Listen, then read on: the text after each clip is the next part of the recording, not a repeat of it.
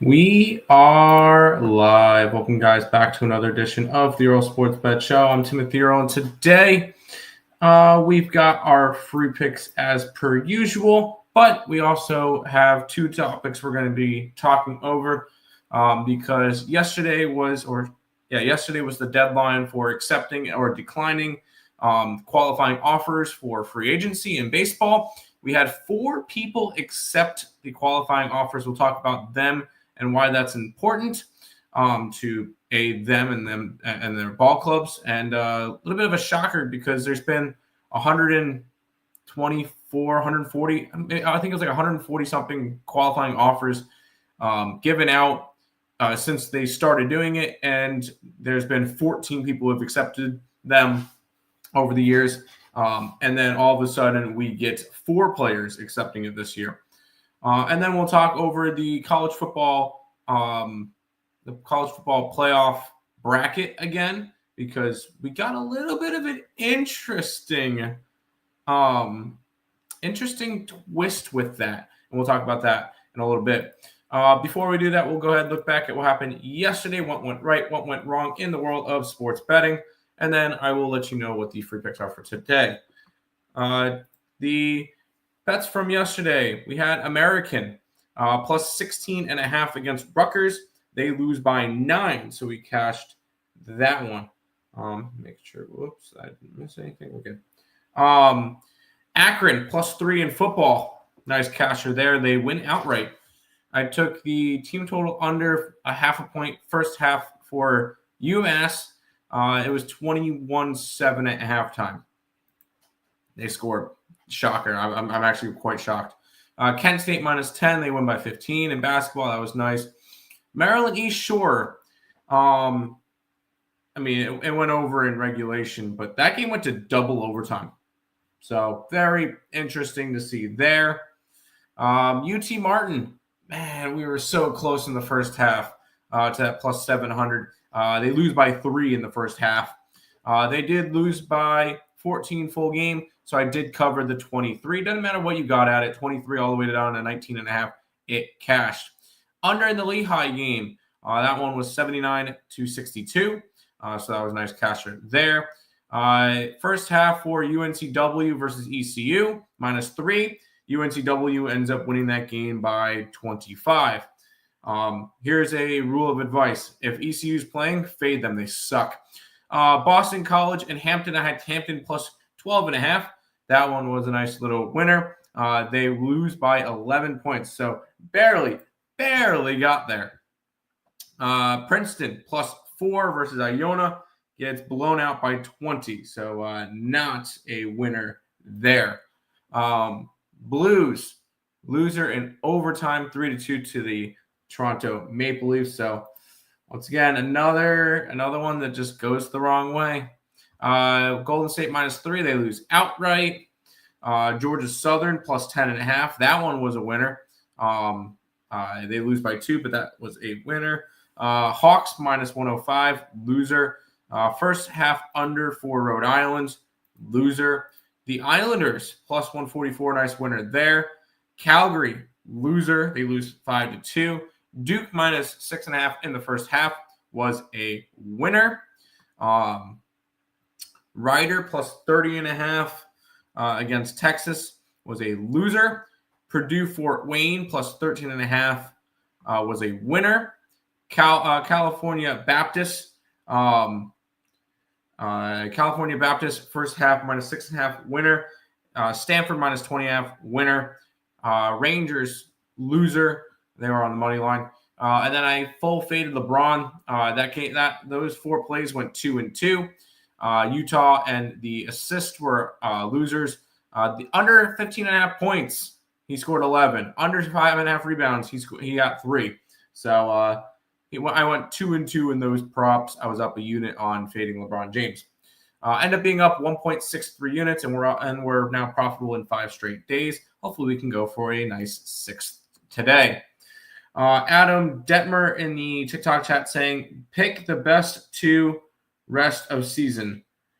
Manajai, Pollard, and Tutton. I'll be completely honest with you. I have not a clue. And the only reason why I'm just going to say I don't really do player props like that. So I'm not really much help there. I'm sorry, but I can't really help you with that one. So um, I'm a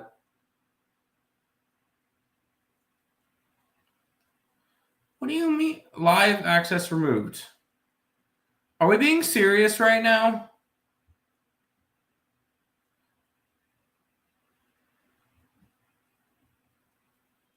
I don't even have the plays up. Like, what the fuck, man?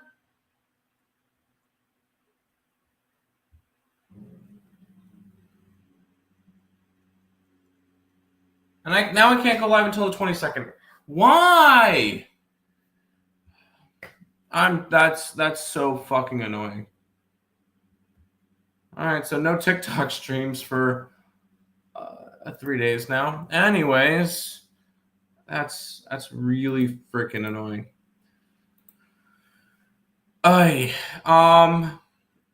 Let's go to the qualifying offer.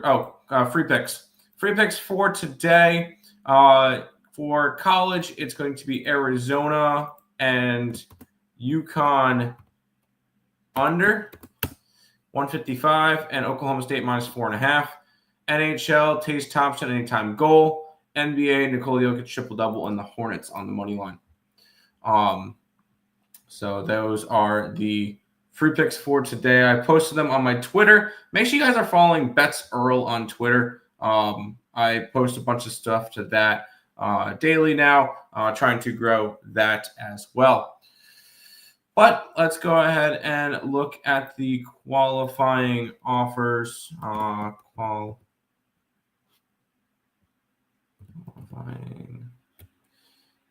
MLB QOs.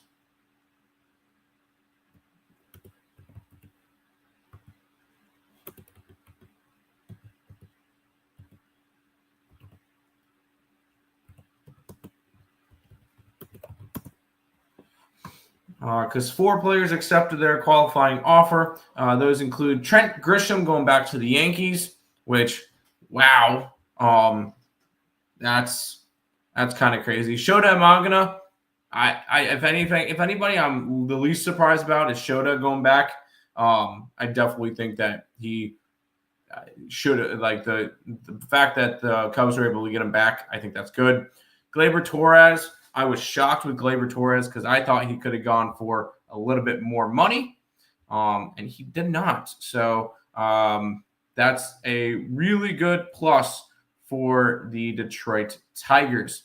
And then Brandon Woodruff, which I was a little bit surprised with that because I thought Brandon Woodruff could get more money, but he chose not to.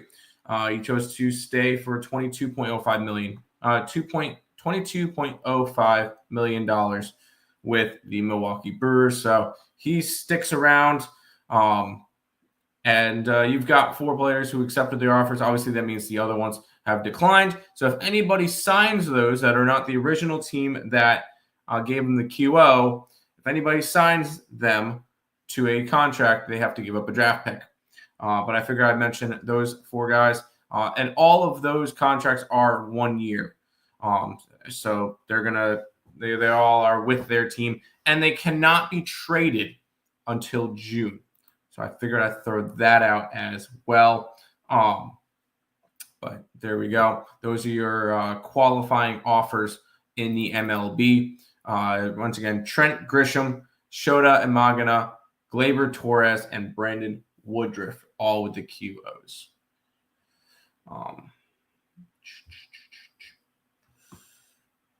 Now, I'm going to do a breakdown of the bracket again.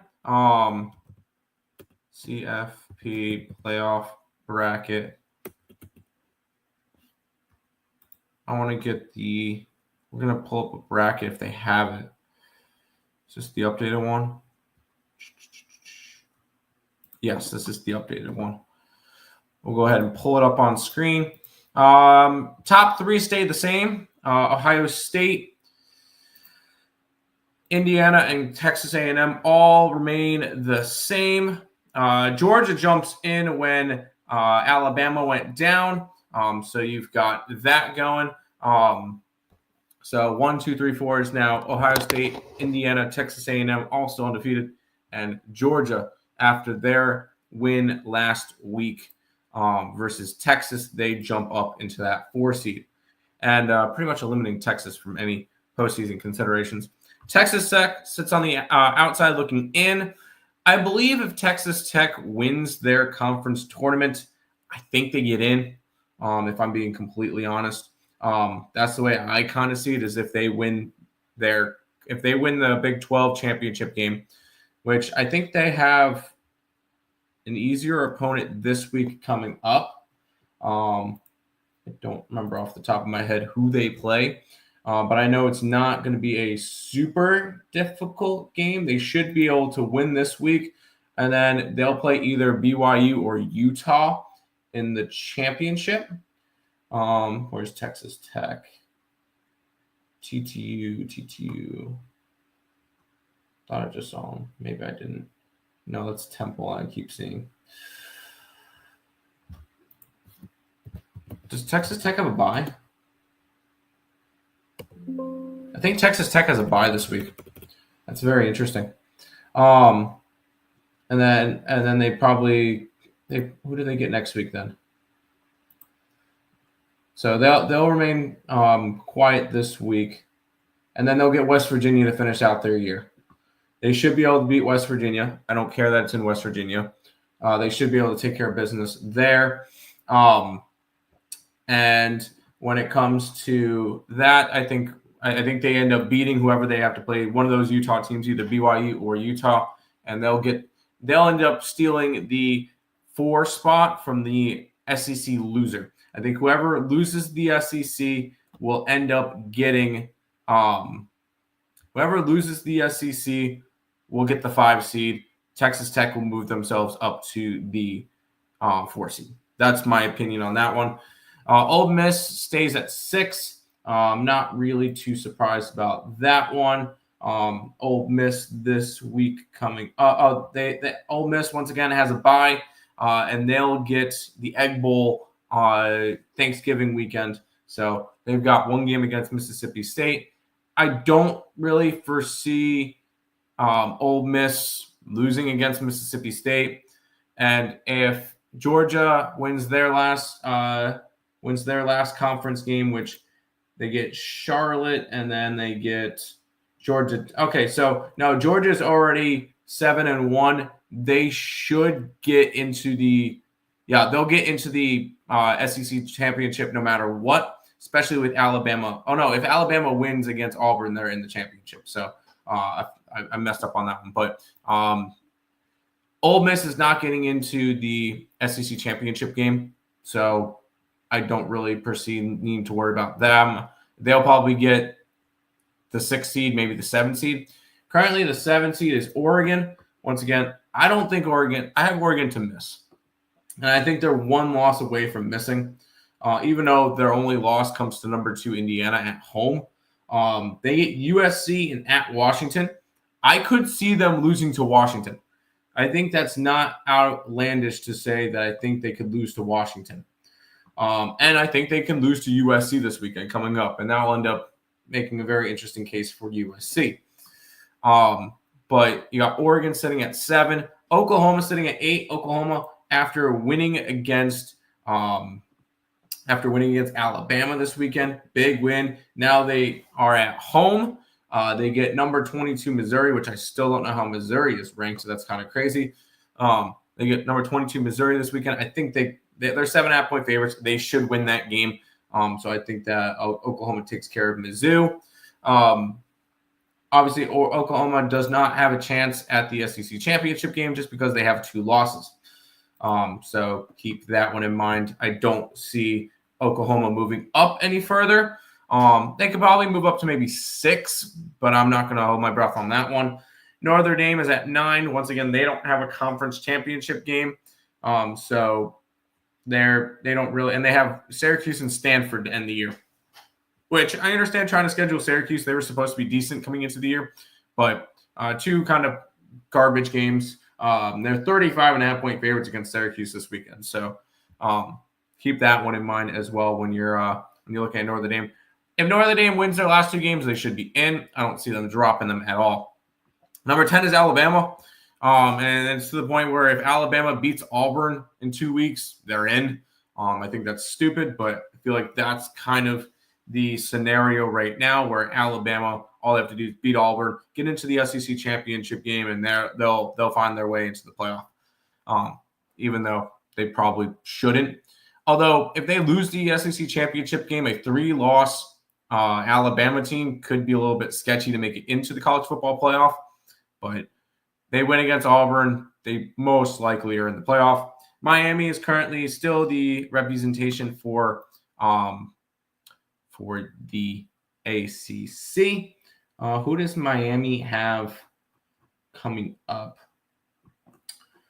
They have a bye this week, and then I believe they get a Florida team to end their year. Where's Miami?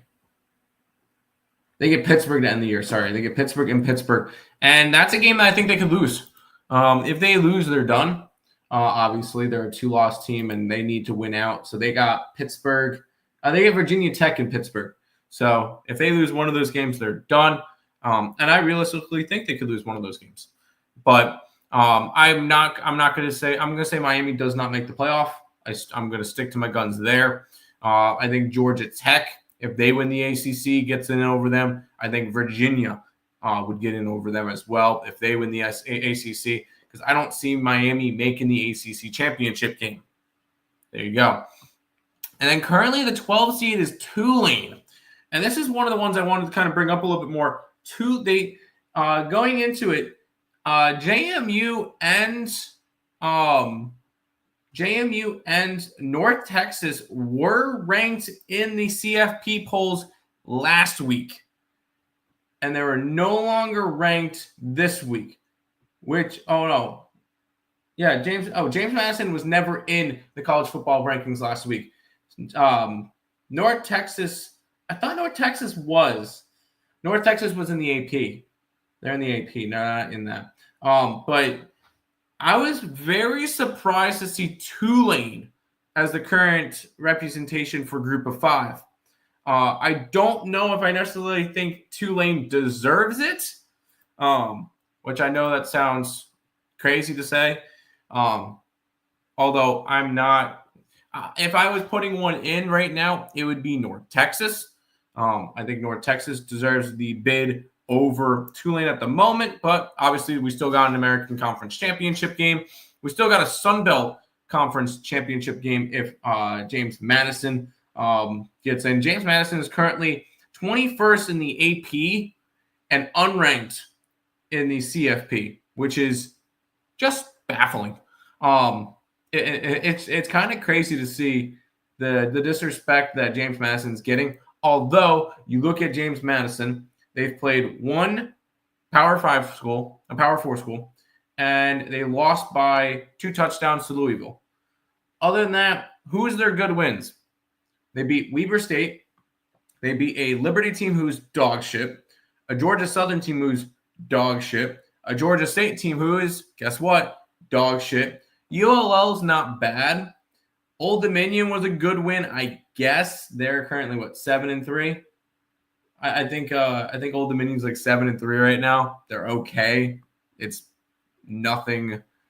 Old Dominion 7-3, yeah. Texas State, who's 4-6, so not really a great win there. Marshall, I'm not sold on Marshall. That's a 5-5 team. And App State, who is 4-6. They say it's disrespectful to not have James Madison there. What's a good win for you guys? Your best win is Old Dominion. So no, I think they need to win the Sun Belt in order to be really in the conversation. I think they have to win the Sun Belt with 1 loss and then have ECU win the American. So I feel like James Madison is really rooting for ECU to win the American. And as an ECU fan, I don't see that happening. But we'll see. Currently, that is your group of 5 school that's in the college football playoff, even though there's definitely some room for discussion for all that. But that is the complete recap look at the college football playoff picture. Once again, free picks for today: Arizona under 155 against UConn. That's a 3 versus 4 matchup. I took Oklahoma State minus 4.5.